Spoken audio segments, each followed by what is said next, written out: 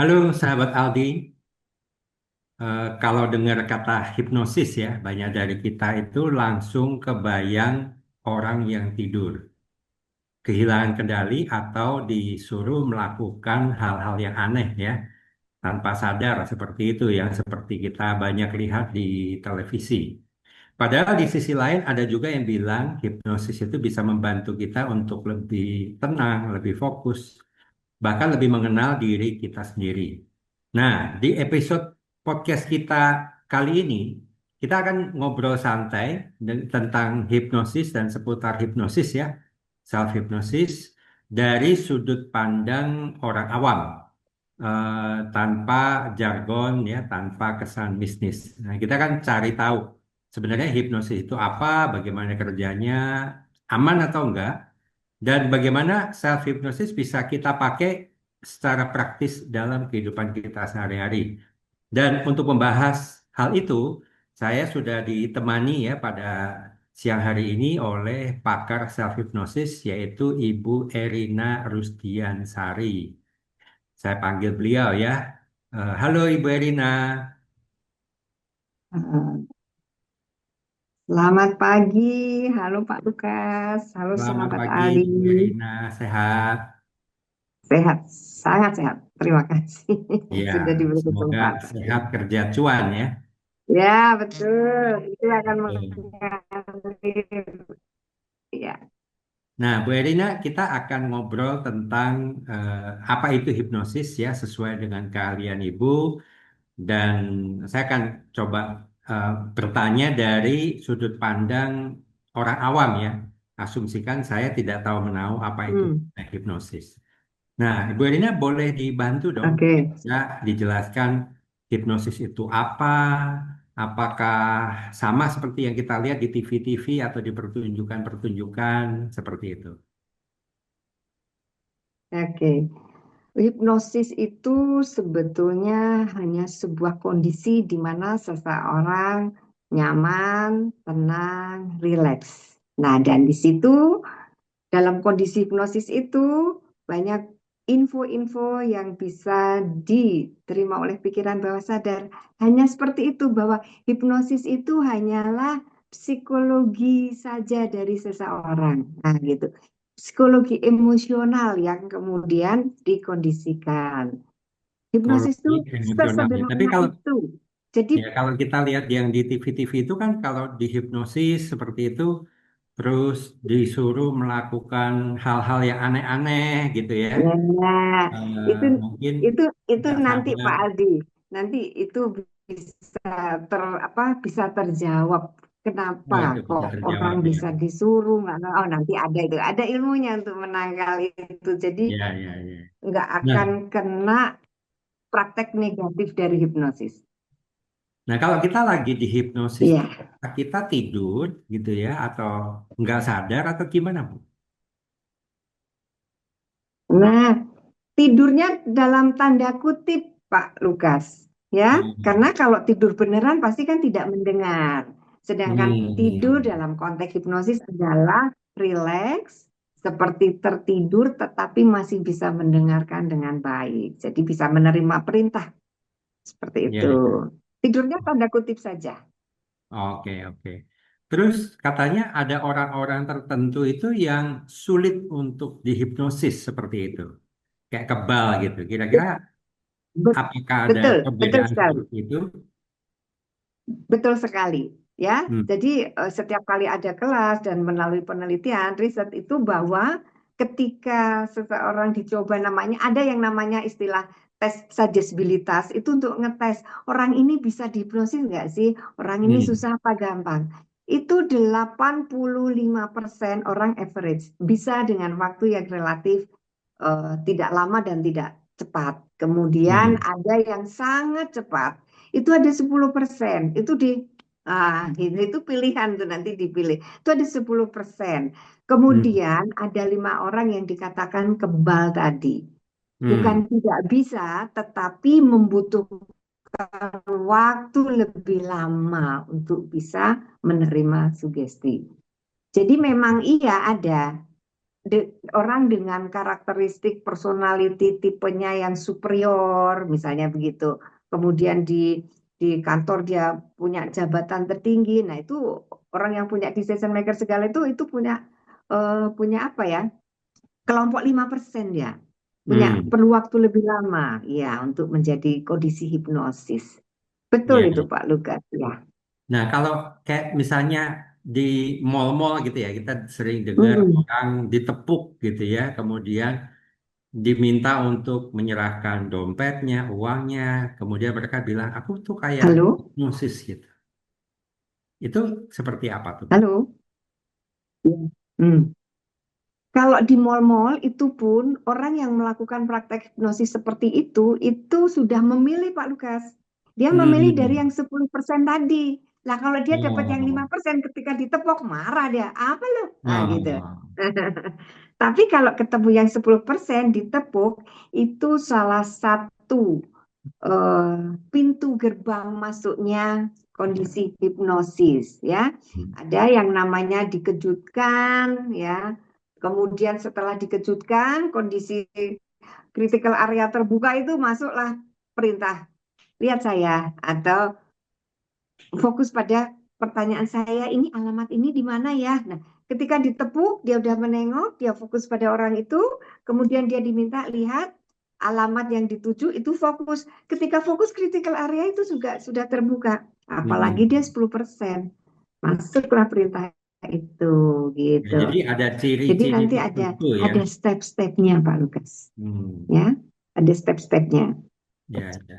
Jadi Nah, Bu, seperti kalau itu. orangnya itu skeptis gitu, Mm-mm. tidak percaya Ya, hipnosis gitu, itu ya. masih bisa dihipnosis nggak? Tetap bisa, Tetap tetapi bisa ya. melalui edukasi, ya edukasi Hmm. dulu. Nah kan dibuka. Jadi biasanya saya kalau ada orang yang skeptis, saya ikuti, saya iyain bagian yang dia Hmm. tidak percaya. Itu saya Ya, ikutin ya, dulu. ya. Kemudian saya tahu bagian mana yang dia mempercayai. Nah, Hmm. bagian yang dia percaya itulah saya masuk. Ya, Nah, ya. dari yang sisi dia belief system dia itu saya masuk, saya edukasi. Kalau sudah teredukasi biasanya orang ya oke-oke saja. Oh, Seperti itu. oke. Nah, Bu, sekarang ini kan marak ya, Bu ya, apa namanya, kursus tentang hipnosis seperti itu ya, kita bisa lihat. Nah, Hmm. Ya. tentu seperti Ibu ya, pasti punya sertifikasi, pasti punya sudah belajar juga mengenai kode etiknya segala macam. Tapi kita juga dengan Ya. maraknya kursus seperti itu kita tidak tahu ya apakah dia sudah Hmm. benar-benar memahami rambu-rambu kode etik yang ada. Nah, kira-kira hipnosis itu berbahaya nggak sih Bu kalau dilakukan oleh orang-orang yang mungkin sambil kita tertidur gitu ya diminta melakukan hal-hal yang tidak-tidak gitu ya atau membuka rahasia seperti itu. Bisa Ibu ceritakan? Ya. Eh, terlepas dari ini terlepas dari belief system seseorang ya. Nah, Ya. jadi nanti ada itu yang itu tidak akan apa? Tidak akan terlanggar yang itu. Tapi ketika orang kita bicara bicara hanya kode etik saja, ketika orang melanggar kode etiknya, tetap yang namanya hipnosis ini bisa dianggap berbahaya ketika dilakukan oleh orang yang tidak bertanggung jawab, ya. Hmm. Tapi selama itu dilakukan oleh orang yang bertanggung jawab, itu bisa dipertanggungjawabkan. Dan sertifikasi sekarang sudah mesti dimiliki oleh hipnoterapis, apalagi kalau dia sudah masuk terapeutik. Itu ya Hmm. sebaiknya datang ke tempat hipnoterapis yang memang bersertifikat dan sekarang pun sudah ada uji kom yang diakui oleh pemerintah. Hmm. Gitu. Jadi tetap Jadi ada kalau unsur dibilang bahayanya ya. berbahaya atau tidak tergantung. Iya, tergantung pelakunya. Seperti pisau lah. Kalau Hmm. dibuat mengupas buah, sayur, oke. Tapi ketika untuk menusuk, ya itu akan merugikan tentunya. Nah, Betul. gitu sih, Betul. Karena kan Pak kalau di Lukas. hipnosis itu kan ada sugesti ya Bu ya yang Mm-mm. ditanamkan ya. Iya, iya. Ya, Ya, jadi kalau tetapi sugesti itu sugestinya, ketika berlawanan. Nah, ketika sugesti itu berlawanan dengan belief system seseorang yang disugesti nggak mempan, Pak. Mental nanti. hmm, ya, ya, ya. Iya, Jadi tergantung tetap. juga belief system orang yang sedang disugesti ya, yang sedang dihipnosis ya. Iya, betul, Oke. betul sekali. Ya, kalau Jadi Pak kalau Lukas misalnya sudah dalam, Hah? Kalau Pak Lukas dalam kondisi hipnosis, tetapi Pak Lukas punya belief system bahwa saya tidak akan pernah menceritakan tentang keluarga saya, ya saya tanya tentang istri, tentang anak, nggak akan jawab, walaupun hmm, sudah tanda kutip tidur, hmm, gitu. ya. Biasanya yang ditanya Tapi bukan akan istrinya, akan menjawab ketika saya selingkuhannya ya. tanyakan hal yang lain. Iya, iya Pak Lukas. Oke, oke, oke. Hmm, Jadi kembali kalau kita lihat itu tergantung dari belief system seseorang ya. iya, Nilai-nilai yang dia nilai-nilai yang yakini, dia yang anut dia seperti itu yakini, gitu ya. ya Jadi betul. sugesti itu hanya akan Mm-mm. berlaku sejauh itu. Mm-mm. Jadi kalau memang Iya, sugestinya diberikan kepada orang yang belief systemnya kurang bagus ya mungkin bisa saja ya dia disugesti untuk melakukan hal-hal yang tidak baik seperti itu ya Bu. iya, iya, iya. Makanya, Betul. makanya di dalam hipnosis itu pun kalau yang masuk ke terapi itu ada yang membangun apa ya, intake interview itu untuk melihat bagaimana nanti kita sebagai hipnoterapis itu masuk dari sisi yang mana yang bisa Hmm. diterima oleh yang bersangkutan gitu. Hmm. Kalau enggak nanti mental. Ya, ya. Nah, mungkin Mm, ada juga ketakutan ya orang kalau dihipnosis gitu kan, masukkan ke dalam kondisi tidur gitu ya, kemudian nggak bisa bangun gitu, ada nggak ya. kemungkinan itu? Ada orang suka takut, nggak mau Bu Erina nanti saya kalau nggak bangun gimana? Saya Nah, jawab. Nah, Pak Lukas tadi pagi bangun tidur mudah. ya bangun tidur. Nah, ketika Pak Lukas tadi bangun tidur dengan mudah, semudah itu pun kita membangunkan orang yang dalam kondisi hipnosis karena itu kondisi natural sebetulnya, Hmm. ya. Hmm. Tetapi kita kondisikan. Nah, Hmm. bangunnya gimana ya? Kayak kita bangunin saja. Ya, karena itu hanya memasukkan kedalaman frekuensi gelombang otak dari beta ke alfa ke theta ke delta. Nah, kalau Hmm. tidur beneran itu kan sampai ke delta, Pak. Ya, Ya, kita ya, bangun-bangun kan supaya sampai ke theta. ya, Dari ya, theta ke alfa. Dari alfa sampai ke beta lagi. Nah, ini kita dalam kondisi beta seperti ini ya. menganalisa Ya. gitu. Jadi terbangun Pak. Insya Allah dengan mudah bisa dilakukan dan tidak akan tertidur pulas yang tidak bisa bangun. Seperti kita setiap pagi bangun, natural seperti itu.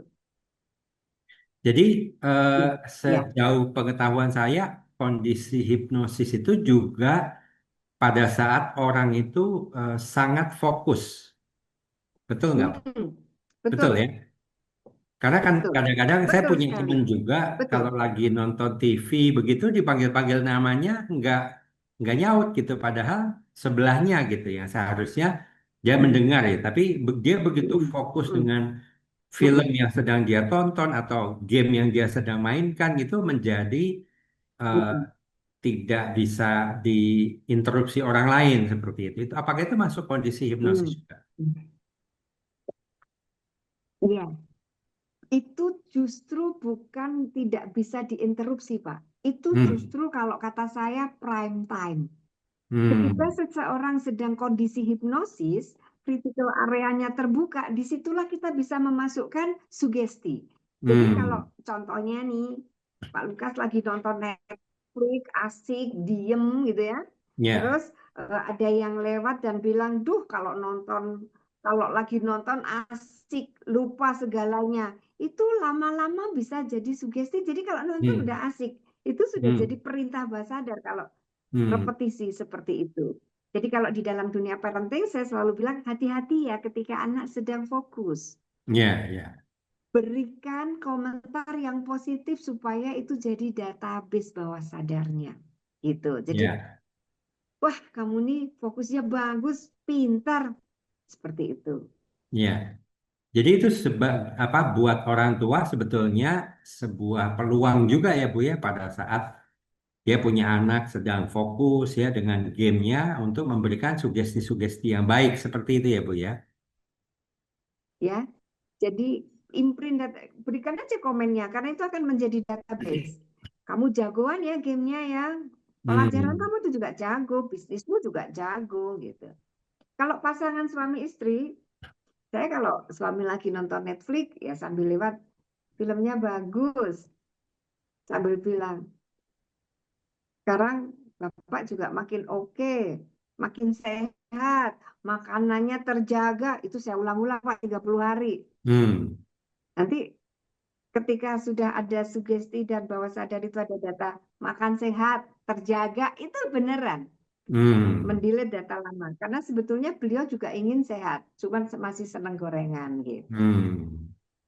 Apakah Bapak mengetahui profesi Ibu? Tahu nih. Oh, saya kayaknya Tahu, lagi di tahu tapi tidak tahu hipnosis. cara kerja. Tahu Oh, tapi tidak tahu cara kerja iya, iya, hipnosisnya. iya. Profesi tahu, tapi cara kerjanya, mekanismenya beliau tidak paham. Diam-diam aja ya Bu ya, supaya bisa melakukan Oh, hipnosisnya. diam-diam. Iya, Ya, ya, betul. Bahkan nanti kalau untuk diri sendiri ada teknik anchoring itu oke banget itu, Pak ya, Lukman. ya. Nah, Bu, kalau hipnosis klinis dengan hipnosis hiburan itu bedanya apa tuh, Bu? Bedanya pada outcome ya, Pak ya.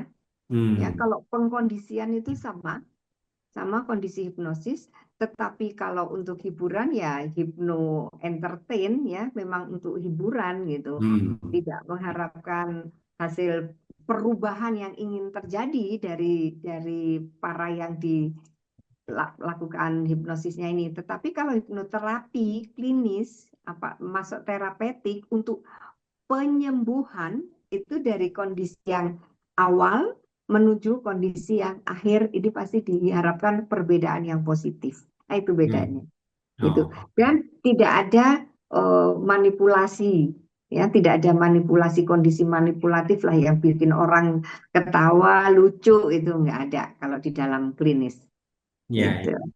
Kalau hiburan kan memang disengajakan untuk menghibur orang ya, bikin orang Betul, ketawa, betul, lucu-lucu seperti itu. betul. Iya, iya. Dan itu atas izin izin yang bersangkutan juga itu. Ya, ya, ya. Nah, Bu, Mm-mm. kalau kita boleh masuk nih sekarang ke apa namanya self hypnosis ya. Putus Nah, lagi Pak Lukman. Nah, self saya hipnosis. ulang ya, Bu ya. Nah, kalau kita boleh masuk ke kondisi self Ya, hypnosis, apa bedanya dihipnosis orang lain dengan melakukan self hypnosis? oke. Kalau self hipnosis itu hipnosis yang memang ditujukan pada diri sendiri. Jadi dilakukan oleh diri sendiri. Kalau oleh orang lain itu ya yang melakukan orang lain mungkin karena keterbatasan yang bersangkutan di dalam apa redaksionalnya, kepercayaan dirinya, sehingga tidak yakin, tidak ide bisa menghipnosis diri sendiri, maka itu dilakukan oleh pihak lain gitu. Tapi Hmm. secara tekniknya bisa sama, bisa ada tambahan. Gitu. Hanya yang Hmm. satu dilakukan oleh diri sendiri, yang satu dibantu oleh orang lain dengan Itu alasan-alasan tertentu. secara efektivitas menurut Ibu Erina mana yang lebih baik? Dilakukan sendiri Secara ya, atau dibantu yang oleh. secara efektif. Ya, kalau dari pengalaman saya menangani klien, itu selama orang itu punya kepercayaan diri, dilakukan oleh diri sendiri maupun dilakukan oleh orang lain sama, Sama ya ya. Bu ya? Sama, ya. Selama dia percaya diri, karena dilakukan oleh orang lain pun, kalau yang bersangkutan nggak percaya diri itu juga susah. Hmm. Jadi selama orang itu punya kepercayaan diri dan kalau dilakukan oleh orang lain ya kepercayaan dia pada terapi terapisnya, maka itu akan efektif. Gitu. Iya. Yang penting percaya diri dulu bahwa saya bisa, Ya, jadi percaya diri dan saya juga mampu. mungkin Gitu. percaya pada terapisnya gitu ya, Bu ya. Itu efektif itu Pak Lutfi. Ya. Nah, untuk bisa melakukan self hypnosis itu kira-kira butuh bakat khusus atau semua Kalau orang bisa lakukan tuh? kalau dari pembelajarannya sih semua bisa dilakukan. Semua orang Hmm. bisa belajar dan bisa melakukan hipnosis ini. Hmm. Tetapi, nah, oke, kalau yang berbakat, dia bisa melakukannya itu lebih menggunakan soul-nya, menggunakan hatinya. Jadi ada bagian-bagian yang memang membutuhkan keterampilan khusus. Itu akan lebih lebih mengena, Pak Lukas. Hmm. Tapi kalau yang belajar dan hanya textbook, ya hanya textbook. Padahal menurut saya, manusia itu kan unik, personal ya. Jadi kalau dilakukan secara personal juga hasilnya akan berbeda. Menurut saya Hmm. seperti itu, gitu. Dan Hmm. memang hasilnya juga berbeda sih. Yang sama-sama belajar di dalam kelas yang punya bakat dengan yang tidak punya bakat. Kalau ada Dalam orang-orang ketika yang saya mengajar, ya, ya, kalau ada orang-orang yang seperti motivator gitu ya, Bu ya, yang hmm, katakanlah Buddhism gitu ya, atau Andri Wongso itu kan suka mengajarkan untuk kita melakukan sugesti atau mantra hmm, seperti itu ya. ya Itu mantra. mirip ya dengan hipnosis, self hypnosis. Ah, ya, hampir sama Pak. Dan sebetulnya mantra yang ditujukan pada diri sendiri itu adalah self hypnosis. Hmm. Memberikan sugesti pada diri sendiri itu adalah self hypnosis. Saya ikut pelatihannya beliau itu, ya isinya mensugesti diri sendiri itu self hypnosis. Hanya tidak yang dalam kondisi rileks, mata terpejam, nah itu yang tidak. Itu Ya. awake hypnosis. Yang diajarkan itu adalah awake hypnosis. Hmm. Menghipnosis diri sendiri dalam kondisi terjaga. Hmm. Mana lebih efektif, Bu? Kita bagusnya dalam kondisi yang rileks, santai, atau kita bisa melakukan itu anytime gitu dalam setiap kondisi. Anytime, Pak, anytime. Yang penting itu kuncinya kalau dari pengalaman adalah repetisi. Repetisi ya. Repetisinya, pengulangan dia dalam Hmm. melakukan itu. Walaupun misalnya ya dengan rileks, tiduran atau ya hypno sleeping, tetapi dia hanya melakukan satu kali gitu ya, itu juga akan kalah dengan yang awake hypnosis tapi terus-menerus selama 1 bulan misalnya. Betul, betul, betul, betul.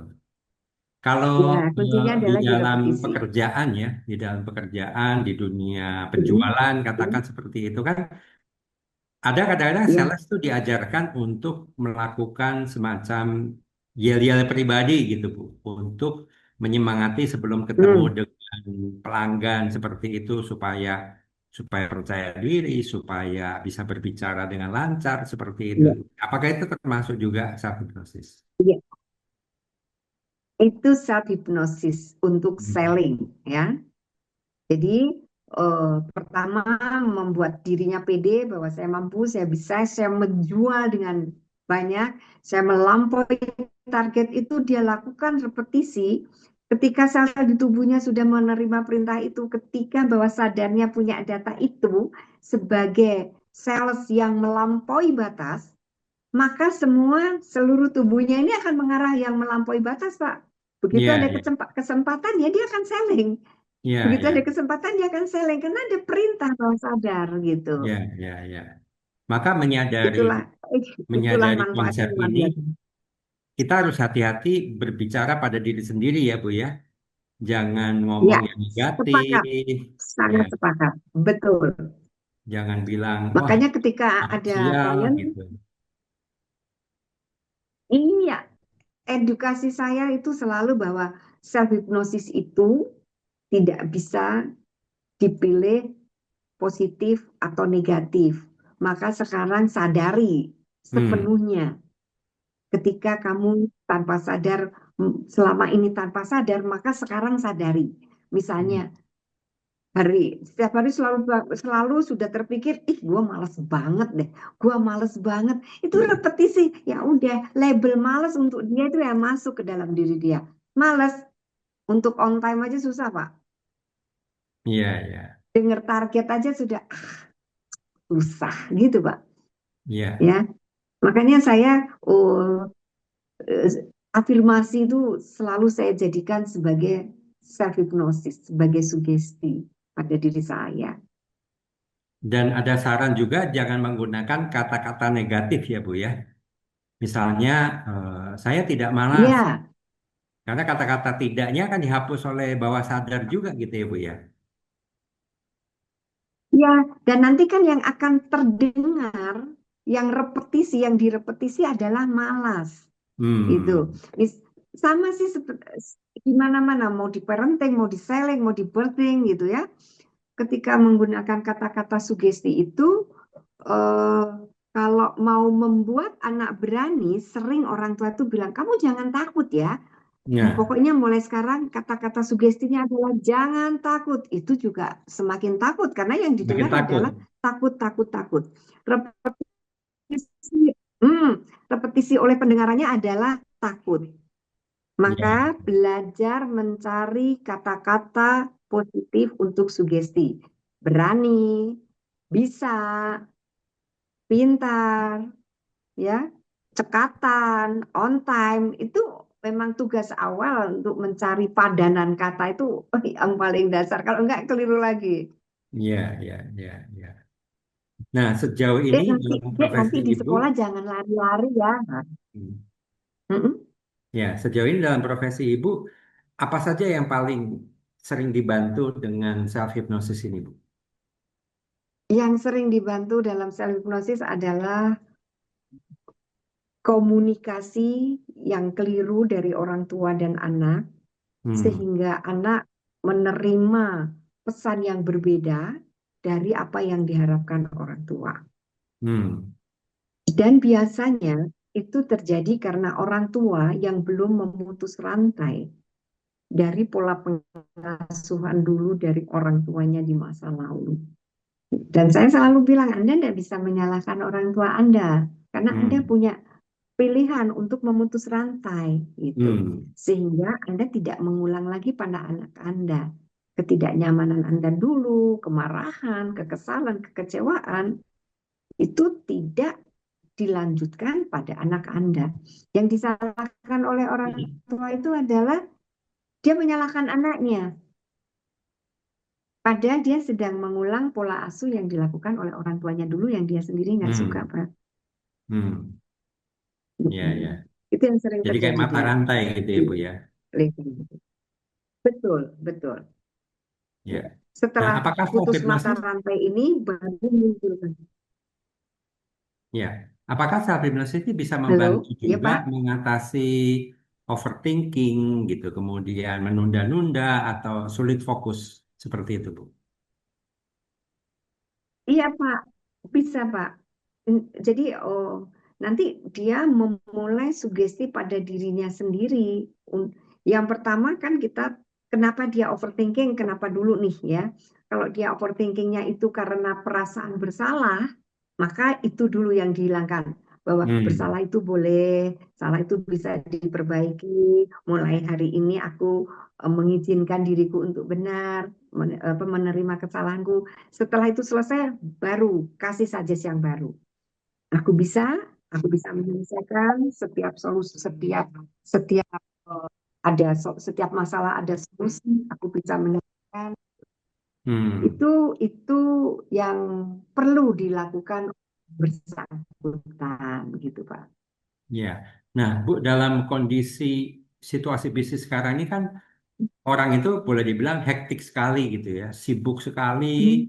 dengan mungkin permasalahan Hmm. punya kerja, dengan challenge-challenge yang diberikan, juga dia harus memenuhi kebutuhan rumah tangga gitu. Jadi pikirannya itu benar-benar penuh gitu ya, pikirannya itu benar-benar apa namanya nggak Ya, bisa diem. Nah, yang seperti itu masih relevan nggak self hypnosis untuk orang tersebut? masih Pak. hanya memang gini, kalau kalau apa mm, yang membuat dia terdistrak di luar itu banyak, maka waktunya perlu lebih lama gitu. Tapi Hmm, kalau ternyata lingkungan mendukung, waktu yang dibutuhkan lebih sedikit. Gitu aja sih, hmm, Pak, sebetulnya. Ya, ya, ya, dan itu kembali kepada keyakinan dirinya. Kalau oke, yakin aku bisa, aku mensugestikan, aku lakukan repetisi setiap hari selama 7 hari atau 21 hari atau 30 hari. Atau ternyata lingkungan dia sangat tidak mendukung, dia butuh 3 kali 30 hari hmm, untuk mendelete data lama. hmm, Data dalam pikiran bawah sadar dia. Misalnya dari rasa malas menjadi rasa oke, menerima bahwa dia oke, dia bisa, dia mampu. Wah, itu 3 kali 30 hari. Kadang-kadang orang sudah bosan duluan, Pak. ya, ya, ya. Nah, Bu, Pengen buru-buru selesai. Ya, hmm, kadang-kadang ya, kalau kita berada di lingkungan yang tidak bagus gitu ya, atau boleh bilang toksik seperti itu. Kalau di dunia kerja mungkin ya. kita bisa resign ya, pindah ke tempat yang lain mungkin seperti itu.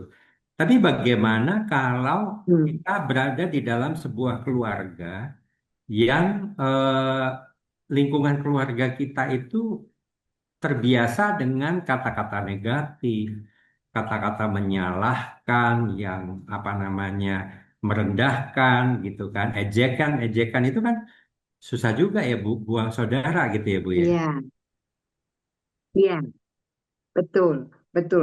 Makanya nanti kalau saya akan bertahap dulu. Bertahap Hmm. yang pertama adalah membangun keyakinan bahwa dia bisa melakukannya. Setelah melakukannya, bagaimana dia bisa bertahan? Karena kuncinya begini, kita bisa merubah persepsi kita tanpa harus merubah orang-orang itu. Karena Hmm. orang-orang itu tidak mau berubah, gitu. Hmm. Kalau kita bisa merubah diri sendiri, tapi kita tidak bisa merubah orang lain.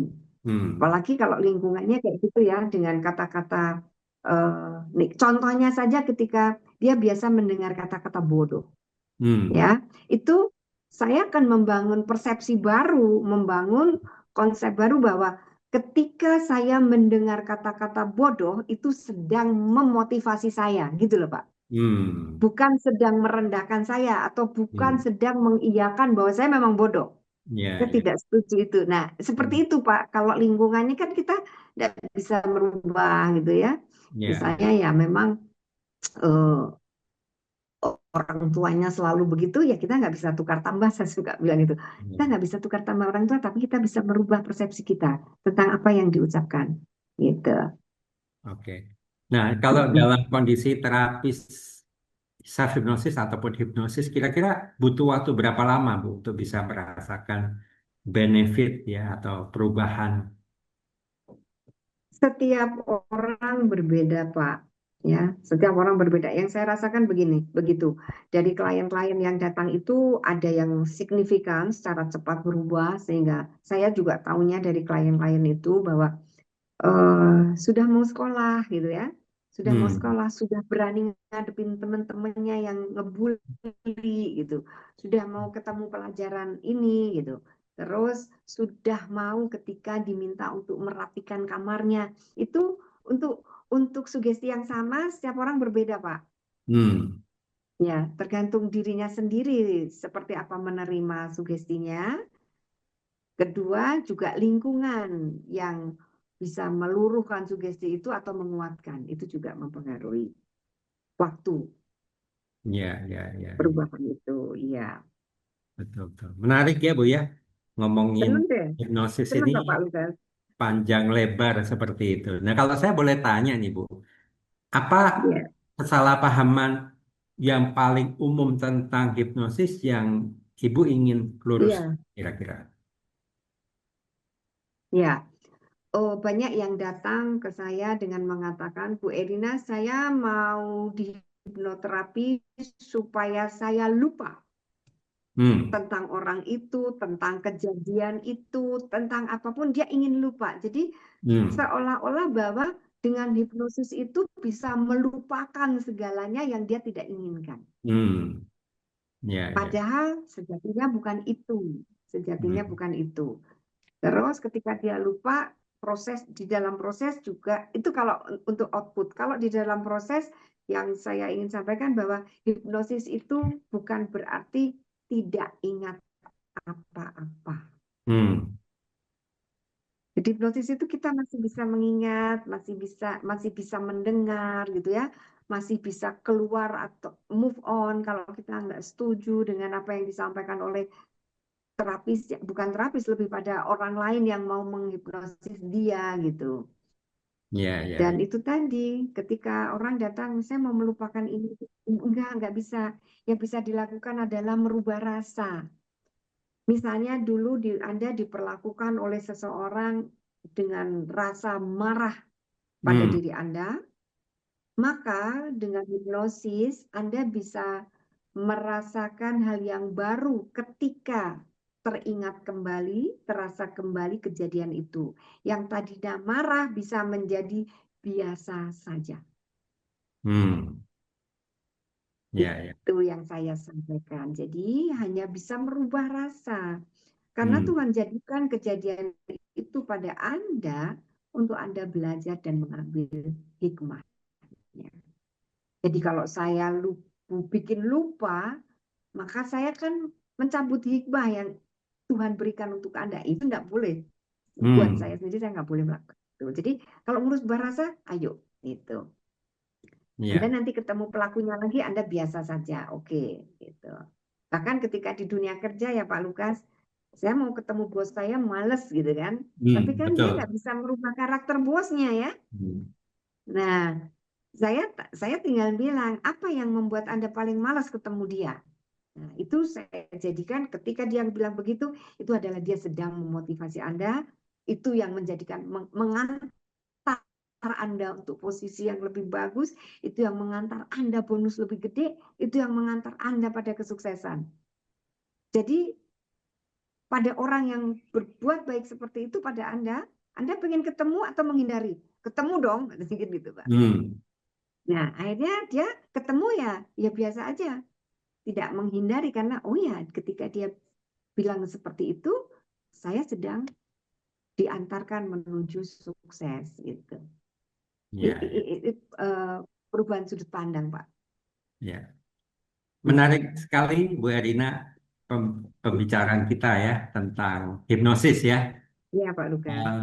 Sahabat Aldi, tidak terasa ya, tentu waktu udah berjalan cukup lama.